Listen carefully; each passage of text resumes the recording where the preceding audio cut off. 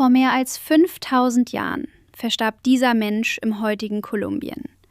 Fast 5000 Jahre, bevor Kolumbus den Atlantik überquerte. Und in diesen Überresten fanden Forschende etwas, womit niemand gerechnet hatte. Eine uralte, verwandte Linie des Bakteriums, das heute Syphilis verursacht.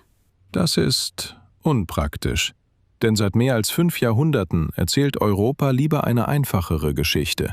Kolumbus und seine Mannschaft hätten die Krankheit mit nach Hause gebracht. Der neue Fund beweist das nicht. Nein, aber er gibt uns einen Zeugen, der fast 5 Jahrtausende älter ist als Kolumbus' Atlantiküberquerung. Und ein Zeuge hilft uns nur, wenn wir genau verstehen, was seine Aussage trägt und was nicht. Dann verfolgen wir 3 Spuren. Den Ausbruch, den Europa beschrieb, die Knochen, über die Forschende stritten, und die DNA, mit der keine Seite gerechnet hatte. Eine Spur wirkt überzeugend, eine bleibt lückenhaft und eine verschiebt die ganze Zeitleiste. Beginnen wir mit dem Verdächtigen, den bereits jeder kennt, Christoph Kolumbus. Laut der vertrauten Geschichte erreichte Kolumbus im Jahr 1492 die Karibik. Etwa ein Jahr nach seiner Rückkehr zog der französische König Karl VIII. 1494 über die Alpen. Die Apenninische Halbinsel war in zahlreiche Staaten geteilt. Sein Ziel war das Königreich Neapel. Soldaten, Söldner, Tross, Tiere, Wagen und Vorräte bewegten sich durch volle Städte und provisorische Lager. 1495 berichteten Chronisten im Umfeld von Karls Feldzug gegen das Königreich Neapel von einem furchteinflößenden Seuchenausbruch. Berichten zufolge hatte Europa so etwas noch nie gesehen. Sie beschrieben, was sie sahen, aber damit konnten sie den Erreger noch nicht sicher bestimmen. Du traust also den Augenzeugen nicht über den Weg? Doch. Nur erwarte ich von ihnen nicht, dass sie meine Laborarbeit ersetzen. Ein fairer Einwand, Frau Doktor. Trotzdem sind diese Berichte wichtig. Für die Zeitgenossen wirkte der Ausbruch plötzlich, heftig und fremd. Ja, schon, aber fremd heißt nicht automatisch neu eingeschleppt. Eine Infektion kann sich verändern. Gedränge, Krieg und umherziehende Heere können eine zuvor begrenzte Krankheit schlagartig sichtbar machen. Oder ein Erreger ist tatsächlich neu für eine Bevölkerung. Aus den Texten allein lässt sich das nicht entscheiden. Die Chronisten liefern uns also den Tatort, aber noch keinen Täter. Exakt. Ein dramatischer Auftritt ist ein Hinweis, aber keine Diagnose. Bevor wir jetzt jemanden beschuldigen, was genau soll Kolumbus' Mannschaft überhaupt mitgebracht haben? Syphilis ist eine bakterielle Infektion, die meist durch sexuelle Kontakte übertragen wird. Tückisch ist ihr Verlauf. Frühe Zeichen können verschwinden, obwohl die Bakterien im Körper bleiben. Die Krankheit kann also verschwunden wirken, ohne verschwunden zu sein. Richtig. Unbehandelt kann sie Jahre später zurückkehren und verschiedene Organe schädigen. Bei lang andauernden Verläufen können auch Knochen betroffen sein. Deshalb suchten Historiker und Anthropologen später in Skeletten nach ihr. Genau. Heute lässt sich Syphilis mit Antibiotika behandeln. Im Europa des 15. Jahrhunderts kannte man weder das Bakterium noch eine wirksame Therapie. Man sah eine erschreckende Krankheit, wusste aber nicht, was sie verursachte. Trotzdem entschied man erstaunlich schnell, wer schuld sein sollte. Auf der italienischen Halbinsel und in den deutschen Ländern hieß sie häufig Franzosenkrankheit. In Frankreich sprach man vom neapolitanischen Übel. Anderswo wurde sie zur spanischen, polnischen oder christlichen Krankheit. Fast überall verriet der Name weniger über ihren Ursprung, als darüber, wem man die Schuld geben wollte. Das erzählt uns viel über Europa. Und fast nichts über das Bakterium. Du nimmst historischen Krankheitsnamen wirklich jede poetische Wirkung. Nur wenn die Poesie sich als Beweis verkleidet. Und trotzdem verraten diese Namen etwas Wichtiges. In der europäischen Erinnerung erschien der Ausbruch wie eine Krankheit, die von außen eingedrungen war. Später wirkte die Kolumbus-Erzählung dadurch beinahe selbstverständlich. Das ist tatsächlich ein wichtiger Punkt. Das klang fast wie ein Kompliment. Es war eins. Mach es nicht unnötig auffällig. Syphilis hat sehr nahe bakterielle Verwandte. Dazu gehören die Erreger von Framboesi und Betschel, 2 weiteren treponemalen Erkrankungen. Wie nah? Nah genug, dass ihr Erbgut fast gleich aussieht. Obwohl sie unterschiedliche Krankheiten verursachen und sich nicht immer auf dieselbe Weise verbreiten. Wir konnten also die Familie finden, ohne zu wissen, welches Familienmitglied am Tatort war. Korrekt. Eine alte treponemale Infektion ist nicht automatisch moderne, sexuell übertragene Syphilis. Verwandt heißt nicht identisch. 4 Wörter. Du meinst es ernst. Sehr. Und du wirst diesen Satz noch brauchen. Der Verdacht gegen Kolumbus entstand nicht aus dem Nichts. 1492 erreicht er die Karibik. 1493 kehrt die erste Expedition zurück. Kurz darauf beginnt Karls Feldzug zum Königreich Neapel. 1495 wird der große Ausbruch beschrieben. Menschen kommen aus der Karibik zurück. Häfen verbinden Schiffe mit Straßen. Heere bringen Menschen aus vielen Regionen auf engem Raum zusammen. Eine Reise, eine Rückkehr, ein Krieg, eine Epidemie. Diese Abfolge lässt sich schwer ignorieren. Die Abfolge ist stark. Was fehlt dir noch? Mir nichts. Dem Beweis fehlt der Erreger. Wir haben die Krankheit. Wir haben historische Beschreibungen einer Krankheit. Und ein auffälliges Timing. Ja, das Timing begründet einen Verdacht. Es identifiziert keinen Erreger. Was würde dich überzeugen? Sein Genom. Das uns 1495 freundlicherweise niemand konserviert hat. Nicht absichtlich. Aber Erreger hinterlassen manchmal Spuren in menschlichen Überresten. Bevor Forschende diese Spuren lesen konnten, suchten Historiker nach etwas Sichtbarerem, nach Knochen. Und eine Zeit lang sah es so aus, als könnten diese Knochen die Kolumbus-Theorie zu Fall bringen.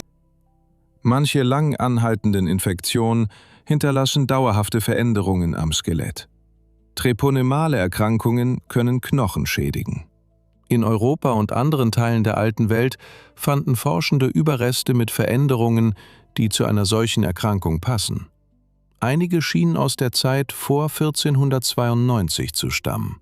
Hätte auch nur ein sicher datierter Mensch in Europa vor Kolumbus' Rückkehr an sexuell übertragener Syphilis gelitten, würde die einfachste Version der Geschichte zusammenbrechen.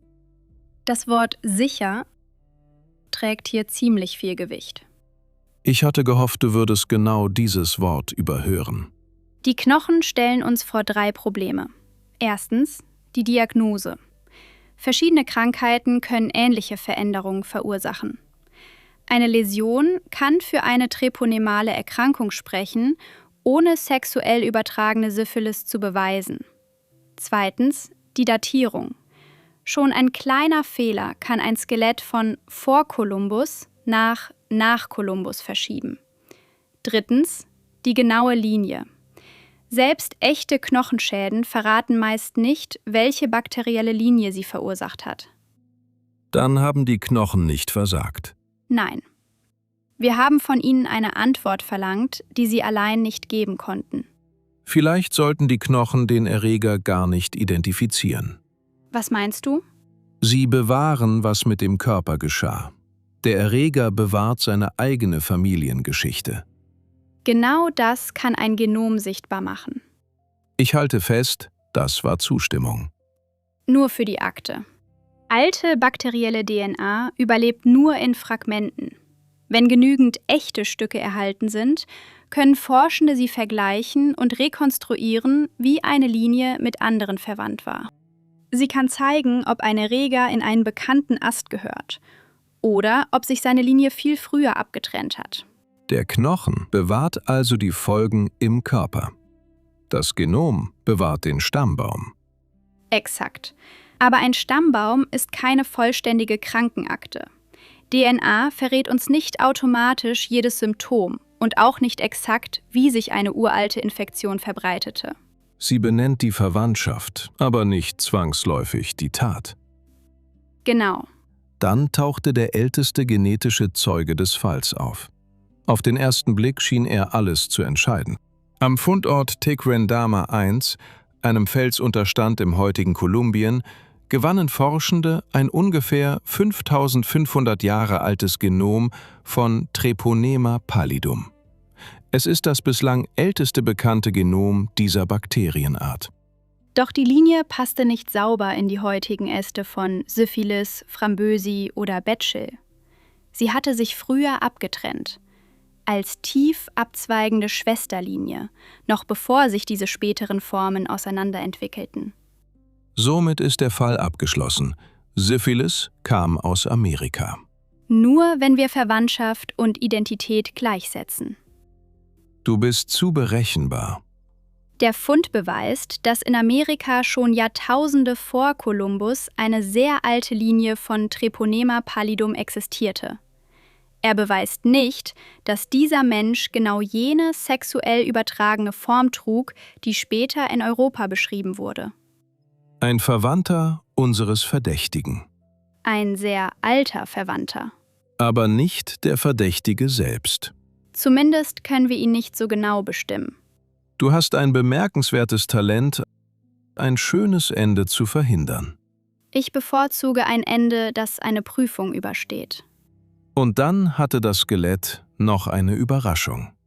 Der Mensch zeigte keine offensichtlichen Veränderungen am Skelett, die auf eine treponemale Erkrankung hingedeutet hätten. Die Knochen gaben keinen Anlass, diesen Erreger zu vermuten. Der älteste Zeuge des Falls war unsichtbar. Ohne DNA hätte niemand gewusst, dass er überhaupt da war. Wie viele Infektionen sind aus der Geschichte verschwunden, nur weil sie keine Spur hinterließen, die wir damals erkennen konnten? Wir wissen es nicht. Und vielleicht ist genau das der beunruhigendste Teil dieses Fundes. Das kolumbianische Genom steht nicht allein. Forschende haben weitere alte Genome von Treponema pallidum aus Amerika gewonnen. Fast 2000 Jahre alte Genome aus Brasilien gehörten zu einer Linie, die Bacille näher stand als moderner, sexuell übertragener Syphilis. Weitere Funde zeigen frühe Verwandte der großen Linien, die wir heute kennen. Das stärkt die Annahme, dass sich diese Bakteriengruppe in Amerika schon lange vor der Ankunft der Europäer entwickelte. Ja, und es bestätigt die Warnung. Nicht jede alte treponemale Infektion war moderne Syphilis. Es gab verschiedene Linien. Manche verschwanden. Andere waren mit Formen verwandt, die bis heute fortbestehen. Das Gesamtbild wird klarer. Der genaue Weg wird komplizierter. Das bewirken bessere Belege erstaunlich oft. Du lässt Fortschritt erstaunlich unbequem klingen. Für einfache Geschichten ist er unbequem. Was macht all das nun mit der Anklage gegen Kolumbus?